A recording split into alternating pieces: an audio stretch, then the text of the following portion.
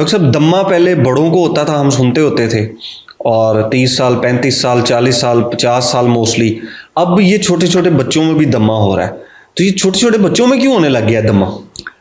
बच्चों में शुरू से था। मसला दमे का ये है कि अभी भी ग्लोबली ये अंडर डायग्नोज्ड है, यानी कि इसकी तशखीस कम होती है। क्योंकि तशखीस कम होती है फिर इसकी ट्रीटमेंट भी कम होती है। अच्छा। क्योंकि बच्चों में और भी बहुत सारी इन्फेक्शंस हो सकती हैं, RS मुख्तलिफ किस्म के वायरस और जरासीम हैं जो इन्फेक्शंस पैदा करते हैं, इसलिए इनमें ओवरलैप हो जाता है फिर। ठीक है। तो यूजुअली फिर इनको यही आमतौर पे इसको डायग्नोज यही करते हैं, तशखीस करते हैं कि जी इसको ब्रोंकाइटिस है, सीजनल या फलानी बीमारी है। तो अब अगर बिल्कुल छोटा बच्चा है तो उस पर फिर मुश्किल होता है उसको ऐसा उसके लंग फंक्शन टेस्ट करने, पीक फ्लो देखनी है, स्पायरोमीट्री भी करनी। तो उसमें फिर हम गट फीलिंग के जरिए जाते हैं। 7-8 साल का अगर बच्चा है, अगर 7-8 साल का बच्चा है, उसमें फिर एस्मा के टिपिकल फीचर्स होते हैं। वीजिंग होती है, यूजुअली साइनसेस भी आती है, सीटी की आवाज़ भी आती है, और वो सांस लेना भी मुश्किल हो रहा होता है जी। और उनका फिर लंग फंक्शन टेस्ट करके दे सकते हैं, स्पायरोमीट्री वगैरह या पीक फ्लो करके दे दिया। रिवर्सिबिलिटी टेस्टिंग उसको कहते हैं कि एक दफ़ा वो लंग फंक्शन टेस्ट कर लिया हमने, फिर उसको दवाई दी जिससे कि सांस की नालियाँ खुल लें, फिर वो टेस्ट रिपीट किया हमने, और फिर देखा कि उसमें अगर इम्प्रूवमेंट हो गई है तो डेफिनेटली दैट्स एन इंडिकेशन कि ये। अच्छा, मोस्टली मैं ये देखा जब गंदुम की कटाई हो रही होती है तब हमारे बच्चों में जो है वो बहुत ज़्यादा सांस का प्रॉब्लम हो जाता है, इनहेलर देना पड़ जाता है या इनको निबलाइजर लगाना पड़ जाता है। जी, उसमें मेरे कई पेशेंट्स हैं जो एग्जैक्टली इसी सिचुएशन में आते हैं। तो उनके साथ इवेंचुअली हमने वर्क ये किया था कि इनहेलर के 2 किस्में हैं, एक प्रिवेंटिव है यानी कि अटैक ना हो, और दूसरा रेस्क्यू इनहेलर है, अटैक हो जाए तो तब लेना है। तो उनका फिर यह है कि जब ये कटाई का सीज़न होता है उससे तकरीबन 1 हफ्ता पहले फिर हमको प्रिवेंटिव इनहेलर शुरू करवा देते हैं। ठीक है। और जब तक ये कटाई चलती रहती है तब तक वो लेते रहते हैं। फिर कटाई का सीज़न ख़त्म हो गया तो मज़ीद 1 हफ्ता लेके बंद कर देते हैं, बाकी का साल उनका फिर आराम से गुजर जाता है। अच्छा, अब यही जो बच्चे हैं जिनको अगर स्पेसिफिकली इस सीज़न में होती है गंदम की कटाई में, ये बड़े होंगे तो इनको तब भी रहेगा या क्योर हो जाता है? बच्चों में थोड़ा सा हार्मोन्स का, स्पेशली लड़कों में हार्मोन्स का एलिमेंट होता है, जिसका यह है कि अगर वो छोटी उम्र में उनको अटैक्स फ्रीक्वेंटली हो रहे थे, लेकिन जैसे वो 14-15 साल की उम्र में आते हैं तो अटैक्स होने कम हो जाते हैं, उसकी उनकी सिवियरिटी कम हो जाती है, बेहतरी आ जाती है। हाँ, अमूमन। और वो फिर कोई 35-40 साल तक चलती है। ठीक है। उसके बाद उनका अगेन हार्मोन चेंजेस आते हैं, फिर वो दोबारा से एस्मा की अलामत शुरू हो सकती है। अच्छा, कुछ बच्चों में ऐसा भी देखा है कि कुछ स्पेसिफिक किस्म की कोई कैंडीज होती हैं, पापड़ होते हैं, वो खाते हैं, बाकी बच्चे खा रहे होते हैं, वो ठीक होते हैं। ये बच्चा खाता है तो ये इसको दम्मे का अटैक होना शुरू हो जाता है। वो सेंसिटिविटी है ना उनका, जिसका जो बदन है वो ज़्यादा हसास है इसके जो भी अज्जा हैं बर्दाश्त नहीं कर सकता उसको। इसका फिर ट्रीटमेंट जो है वो परहेज, उन चीज़ों से परहेज करें। जी, मुश्किल है लेकिन करना पड़ता है। वो बच्चों के मामले में तो मुश्किल है। हाँ जी। तो ये जो अस्थमा है, क्या ये आइसक्रीम से भी हो सकता है? बिल्कुल हो सकता है।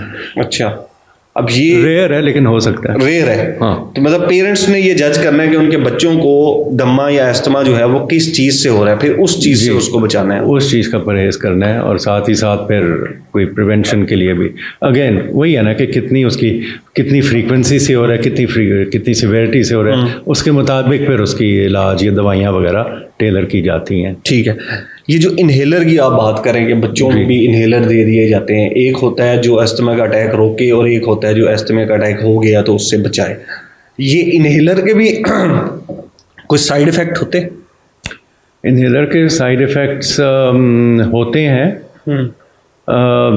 मसलन एक जो रेस्क्यू इनहेलर्स है उसमें जो दवाई होती है यूजुअली सल्ब्यूटामॉल होती है। अब चूँकि उधर स्टिमुलेंट होता है और हर एक में तो नहीं होता है, लेकिन किसी किसी केस में देखा गया कि वैसे एक फीलिंग होती है कमज़ोरी सी, या फिर उनकी हाथ पाँव वगैरह थोड़े कांपते हैं उससे। अच्छा। लेकिन अलावा से इससे ज़्यादा कोई इतनी ज़्यादा सीरियस नहीं, सीवियर किस्म का नहीं होता, सीवियर नहीं है। और दूसरे जो इनहेलर है जिसको प्रिवेंटिव इनहेलर कहते हैं हम, उनमें आमतौर पर स्टीरॉइड्स होते हैं। तो स्टीरॉइड्स भी थोड़ा सा, अब वो इसीलिए डिज़ाइन किए गए थे कि सिस्टेमिकली यानी इंजेक्शन या गोलियों की सूरत में ना लेने पड़े, जहाँ उनकी ज़रूरत है वहीं जाए दवा, कम से कम दवा जाए। क्योंकि वो जो हमारा एक एक्सेस होता है जिस्म का, दिमाग का और बाकी ऑर्गन्स का, हार्मोन्स का, वो डिस्टर्ब हो सकता है इससे। ठीक है। तो अगेन ये फिर देखनी पड़ती है ना, कॉम्प्रोमाइज़ वाली गेम है मेडिसिन के, क्या इंडिकेशन, फ़ायदा ज़्यादा हो रहा है, नुकसान कम हो रहा है, किसका नुकसान ज़्यादा है। क्योंकि उसी अगर दमा अनट्रीटेड रहता है तो विद टाइम, वक्त के साथ साथ कुछ जिसे कहते हैं ना हम, एक स्ट्रक्चरल तब्दीली आ जाती है। यानी कि जो सांस की नालियां हैं उनमें स्कार टिश्यू बन जाता है, यानी फाइब्रोसिस हो गया। स्कार टिश्यू मसलन अगर लेट से आपको कोई जिल्द पे चोट लगी है, उधर ज़ख्म हुआ है, फिर ज़ख्म ठीक हो गया, उसका जो निशान ज़ख्म का होता है वो स्कार टिश्यू होता है। उस किस्म का टिश्यू वो फिर सांस की नालियों के अंदर हो जाता है। जो स्कार टिश्यू है उसकी जो नॉर्मल जो लंग्स या फेफड़ों के फंक्शन के टिश्यूज़ के फंक्शंस है वो नहीं होता, वो ज़्यादा प्रिफेक्टिव और रिपेयर वर्क वाली बात होती है। ठीक है। तो चूँकि फिर जितना ज़्यादा से ज़्यादा वो स्कार टिश्यू बनता जाएगा उतनी ज़्यादा से ज़्यादा फिर उसकी सिवियरिटी बढ़ती जाएगी और इलाज भी उतना ज़्यादा ही मुश्किल और बल्कि इनफेक्टिव भी हो सकता है। इनफेक्टिव है। ठीक है। लास्ट दफ़ा जो है वो बच्चों में, ये ख़त्म करने से पहले टॉपिक, अलामात बता दें एक दफ़ा फिर से दमे की। बच्चों में भी वही अलामात हैं, खांसी और वीजिंग, सांस चढ़ जाना, सांस लेने में दिक्कत होना, सीटी की आवाज़ आना वगैरह, फिर साथ साथ नाक बंद रहनी। और किसी कोई और होते हैं वैसे बच्चे जो ज़्यादा सेंसिटिव होते हैं, जिनमें जिसको हम कहते हैं एस्पिरिन सेंसिटिविटी, वो भी होती है। उनमें नाक के अंदर पॉलिप्स बन जाते हैं, गदूदें बन जाती हैं। हाँ, जिस तरह वो अंगूर के गुच्छे होते हैं उस तरह की चीज़ बन जाती हैं। तो उनको वो एलर्जी होती है और वो फिर नीचे दमा भी होता है, उनको साइनसाइटिस भी हो सकता है। और जैसे दूधों की वजह से चूँकि जो साइनसिस की ड्रेनेज है उनमें से जो रेशा निकलता है वो ब्लॉक हो जाता है। तो अगेन बहुत डिफरेंट किस्म के फीचर्स और अलामात। Thank you so much doctor साहब, थैंक यू।